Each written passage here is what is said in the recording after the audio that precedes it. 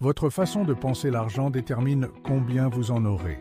Cette phrase peut sembler provocatrice, mais elle renferme une vérité psychologique profonde qui gouverne notre réalité financière. Bonjour à tous et bienvenue sur notre chaîne. Aujourd'hui, nous allons plonger au cœur de notre esprit pour débloquer les portes de l'abondance. Si vous avez déjà ressenti que l'argent vous file entre les doigts, ou que malgré tous vos efforts, vous n'arrivez jamais à atteindre la sécurité financière que vous désirez, alors cette vidéo est faite pour vous. Nous n'allons pas parler de formules magiques ou de stratégies d'investissement complexes, mais de quelque chose de bien plus fondamental, votre relation psychologique avec l'argent. Ce n'est pas un secret, notre éducation, notre culture et nos expériences personnelles forgent notre vision du monde, y compris notre vision de l'argent. L'argent est la racine de tous les maux. Les riches sont malhonnêtes.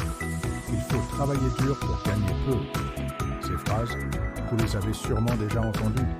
Ce sont ce qu'on appelle des croyances limitantes. Elles agissent comme des murs invisibles, des filtres qui colorent chacune de vos décisions financières. Inconsciemment, elles vous programment pour saboter votre propre succès. Si au fond de vous, vous croyez que l'argent est sale, comment pourriez-vous en attirer sans vous sentir coupable?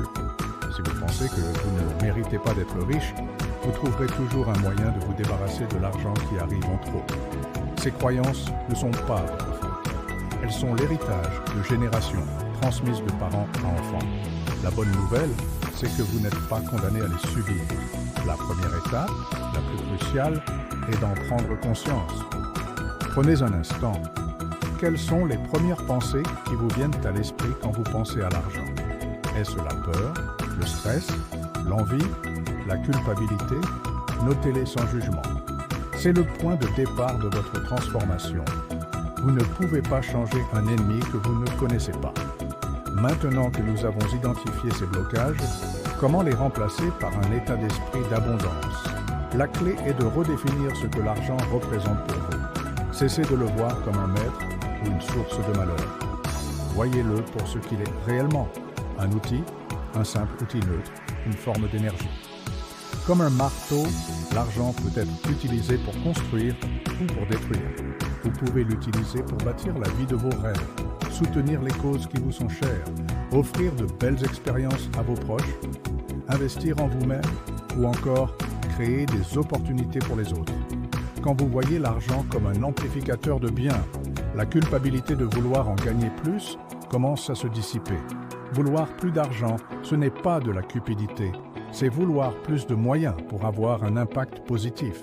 Ensuite, attaquons-nous à la peur la plus répandue, la peur du manque. Cette peur constante de ne pas avoir assez nous pousse à prendre des décisions basées sur la survie et non sur la croissance. On reste dans un travail qu'on déteste par peur de l'inconnu, on n'ose pas investir par peur de perdre. Pour combattre cette peur, la gratitude est votre meilleur allié. Chaque jour, prenez le temps de reconnaître l'abondance qui est déjà présente dans votre vie. Un toit sur votre tête, de la nourriture dans votre assiette, des amis, la santé. En vous concentrant sur ce que vous avez, vous changez votre vibration énergétique de la pénurie vers l'abondance. Vous signalez à votre cerveau et à l'univers que vous êtes prêt à recevoir plus, car vous appréciez déjà ce qui est là. C'est une reprogrammation mentale puissante. Parlons maintenant de la culpabilité de réussir. Beaucoup de gens ont peur de gagner plus que leurs amis ou leur famille, peur d'être jugés ou rejetés. Que vont-ils penser de moi? Cette peur est un frein énorme. Rappelez-vous ceci, votre succès n'enlève rien à personne. Au contraire, il peut inspirer et montrer aux autres ce qui est possible. Votre réussite financière vous donne les moyens d'être plus généreux, pas seulement avec de l'argent, mais aussi avec votre temps et votre énergie.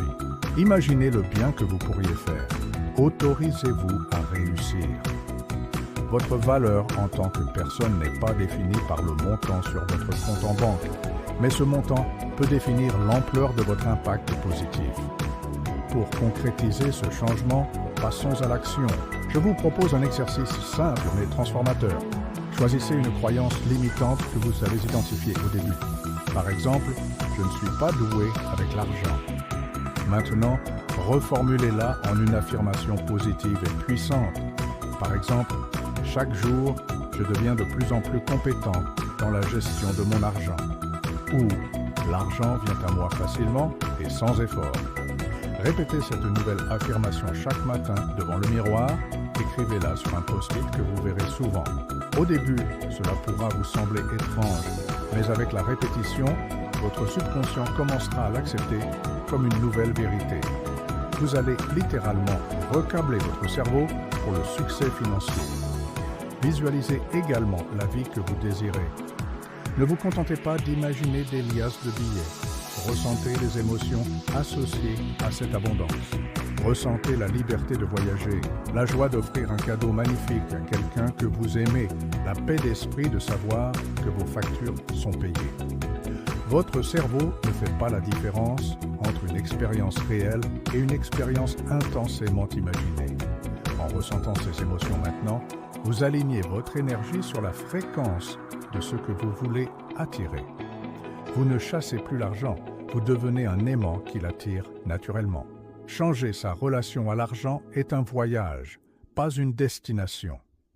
Il y aura des jours où les vieilles peurs referont surface. Soyez bienveillant avec vous-même. L'important n'est pas d'être parfait, mais d'être conscient et de choisir encore et encore l'état d'esprit d'abondance plutôt que celui du manque. Entourez-vous de personnes qui partagent cette vision positive, lisez des livres, écoutez des podcasts qui nourrissent votre esprit de croissance. Votre environnement est crucial pour maintenir cette nouvelle programmation mentale. Nous arrivons à la fin de cette exploration. J'espère sincèrement que ces clés vous ont ouvert de nouvelles perspectives et vous ont donné l'envie de transformer votre réalité financière. Souvenez-vous, le pouvoir est en vous. Votre monde extérieur est le reflet de votre monde intérieur. En changeant vos pensées sur l'argent, vous ne changez pas seulement votre compte en banque, vous changez votre vie. Si cette vidéo a résonné en vous, si vous vous sentez inspiré à commencer ce voyage, montrez-le-moi en cliquant sur le bouton « J'aime ». Votre soutien est précieux. Et pour aller plus loin ensemble, abonnez-vous à la chaîne et activez la cloche pour ne manquer aucune de nos prochaines vidéos sur la croissance personnelle et financière. Maintenant, j'aimerais vous entendre. Partagez dans les commentaires ci-dessous quelle est la croyance limitante sur l'argent que vous décidez de changer à partir d'aujourd'hui. Votre engagement public est un acte puissant.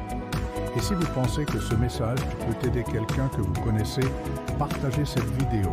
Ensemble, créons une communauté où l'abondance n'est plus un rêve, mais notre réalité partagée. Merci de votre écoute et à très bientôt.